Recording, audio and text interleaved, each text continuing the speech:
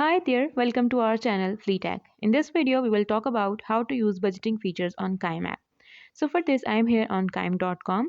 So from here, if I scroll down, so there we have this option of choose a budgeting method. So here, if I scroll down, so there you will find monthly budget planner. Click on it, so it will open a PDF. So this PDF is editable here. Firstly, I will write the month name.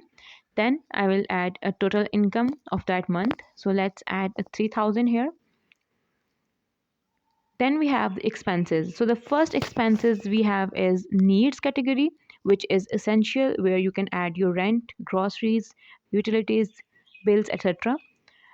So here you can add expected budget, then you can add your actual spend and the differences you have.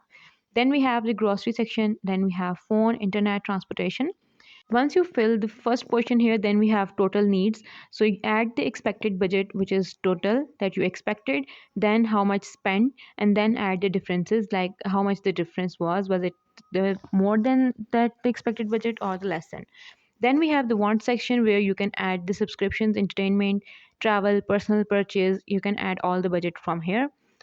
Then if we scroll down, so there we have the savings option where you can save for emergency fund, retirement, or any debt payment. So simply add that budget here, and then at the end you can add a total expenses and total differences. So in this way you can use budgeting feature on Chime. This is it for today's video. I hope you like it. If you have any question, please comment down below and do subscribe to our channel. Thank you for watching. Bye.